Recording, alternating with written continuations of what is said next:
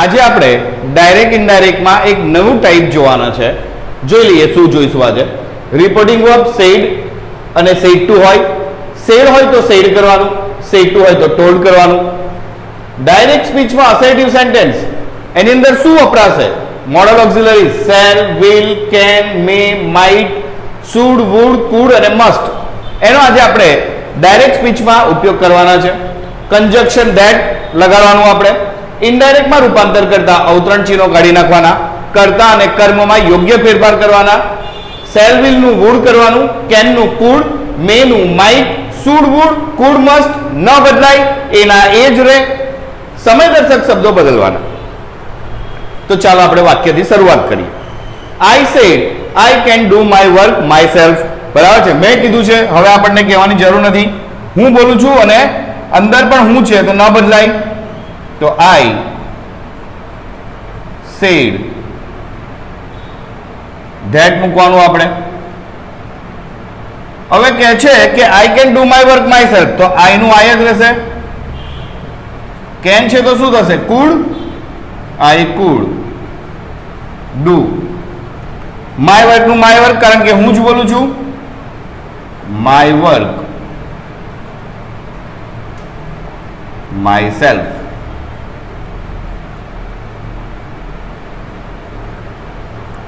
એટલે આ ના બદલાય, અંદર ખાલી કાર બદલાશે, કુડ. બીજું વાક્ય જોઈએ. C said I will give him a gift tomorrow. તેણે કહ્યું કે હું આપીશ. આપણે શું કહીશું? તેણી. એટલે કે સી. C said that. હવે તે આઈ કે છે, આપણે શું કહીશું? સી. ચાલો, વિલ છે એનું વુડ. She would give. કોને? હિમ. હિમ અહીંયા કોણ છે ખબર નથી, તો હિમ નું હિમ અ ગિફ્ટ. હવે ટુમોરો નું શું થાય? The next day. તો આપણે લખીશું the next day.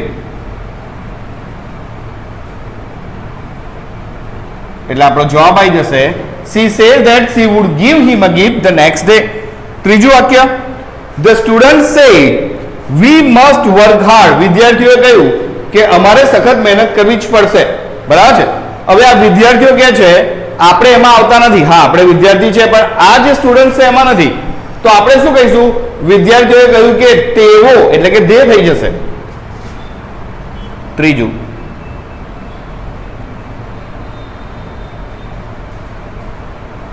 the students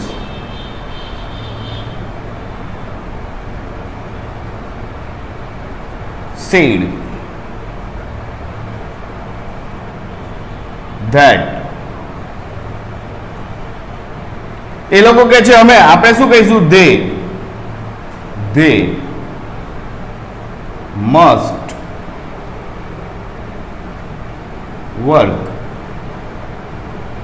hard. તેઓએ સખત મહેનત કરવી જ પડશે. ચોથું વાક્ય. The king said, I shall punish the thief.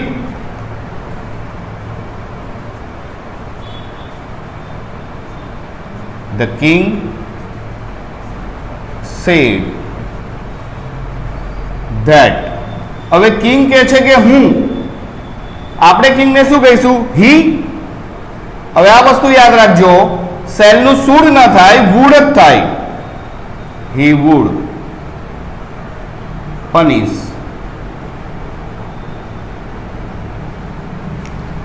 the thief. ચોર હશે એને સજા કરશે.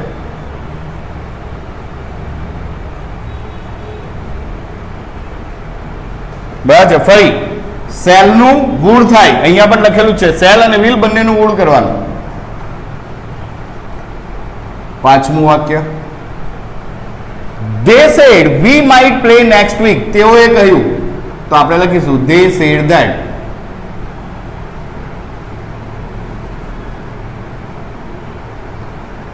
હવે તેઓ કહે છે, સોરી, કે અમે, આપણે શું કહીશું? તેઓ. તો they might play. Next week નું શું થશે? The following week.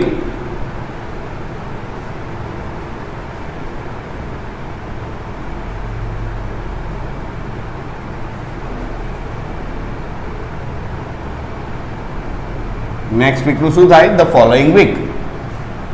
છઠ્ઠું વાક્ય, we said to teacher we will not attend your class tomorrow. અમે કીધું છે, જુઓ જેવી રીતે આઈ બોલનાર હોય અને ડાયરેક્ટ સ્પીચમાં આઈ હોય તો ના બદલાય, વી બોલનાર હોય અને ડાયરેક્ટ સ્પીચમાં વી હોય તો પણ ના બદલાય. એટલે આપણે લખીશું we told teacher. Said to નું ટોલ્ડ થાય,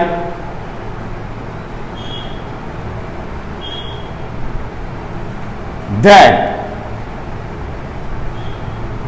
હવે આપણે જ બોલીએ છીએ તો આપણે શું લખીશું? વી વિલ નોટ એટેન્ડ તો would not attend, would not attend. હવે યોર ક્લાસ ટીચરને કીધું છે. હવે ટીચર છોકરો પણ, એટલે મેલ ફિમેલ કોઈ પણ હોઈ શકે. આપણે અહીંયા મેલ સમજીએ તો હીઝ ક્લાસનો ક્લાસ, હીઝ ક્લાસ. અહીંયા હર ક્લાસ લખો તો પણ સાચું. Your class tomorrow. અચ્છા, ટુમોરો નું શું થશે? The next day. The next day. સાતમું, Ravi said to her I can not call you tonight. હું તને આજે રાત્રે ફોન નહીં કરું. તો રવિ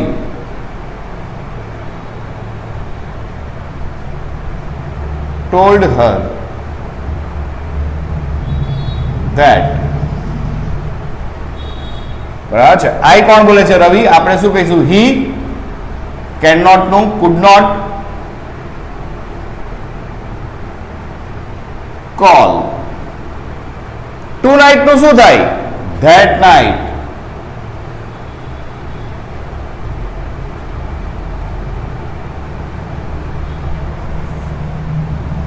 આઠમું વાક્ય, grandfather said it may rain today.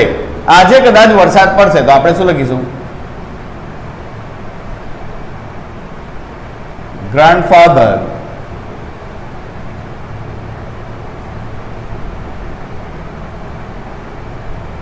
Sad that. It નું ઇટ. ચાલો, મે નું શું થાય? Might. It might rain. Today નું શું થાય? That day. ટુડે નું શું થાય? That day. તો આપણે લખીશું that day. It might rain that day. નવમું વાક્ય, C said to him you should help your father in his work. તારે તારા પિતાને તેમના કામમાં મદદ કરવી જોઈએ. તો આપણે લખીશું સી ટોલ્ડ હિમ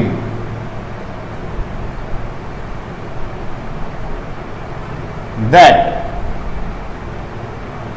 હવે એને કીધું છે યુ કોને કીધું છે? તેને, છોકરાને. તો આપણે શું કહીશું? he should help your father. એટલે છોકરાના પિતા, એટલે આપણે શું કહીશું? his father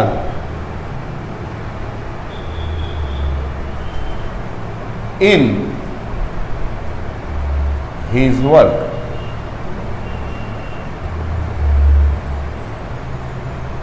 દસમું વાક્ય, Mr Shah said to Mrs Shah I will bring a new sari for you. શ્રીમાન શાહ શ્રીમતી શાહને કહે છે આઈ શ્રીમાન શાહ છે.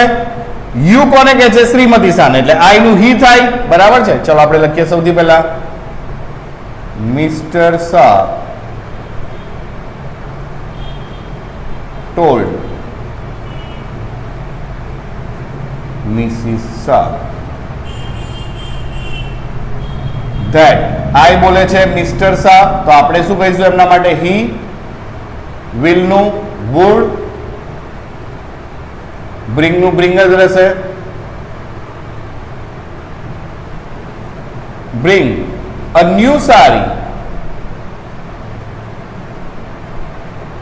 ફોર યુ એટલે કોને? તેણીને. તો સારી. For her. 11મું વાક્ય, she said to me I would like to dance with you. તેણે મને કહ્યું. તો આપણે લખીશું she told me.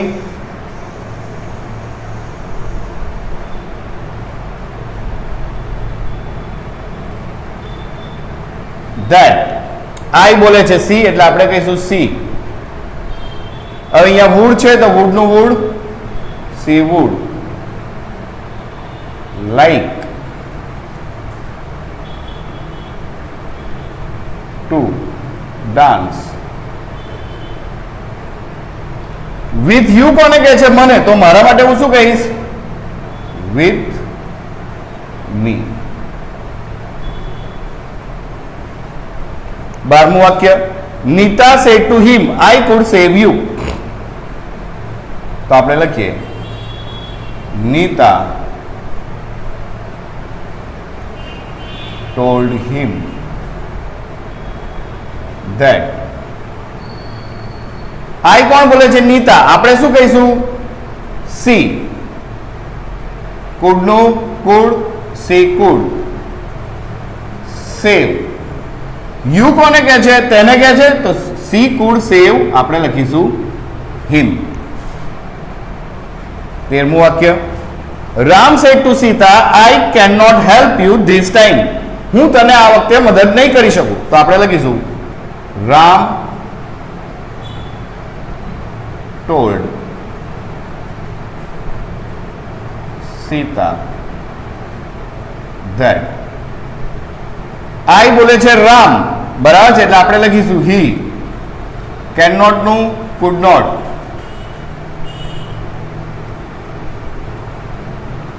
help કોને? you એટલે સીતાને. તો help her. this time નું શું થાય? that time.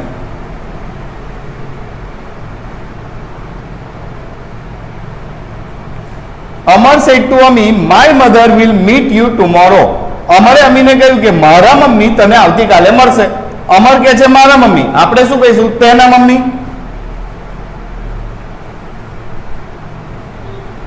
Amar told Ami that my mother એટલે અમીના, સોરી અમરના, તો his mother would, will નું would, meet you એટલે અમીને, તો meet her tomorrow નું the next day.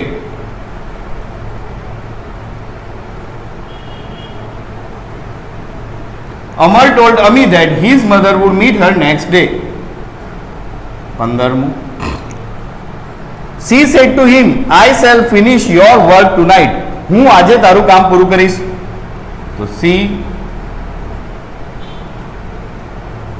told him that. I કોણ બોલે છે? she. તો આપણે શું લખીશું? she shall એનું શું થાય? would finish your work. your એટલે તારું એટલે છોકરાનું, તો his work tomorrow નું, સોરી tonight નું that night.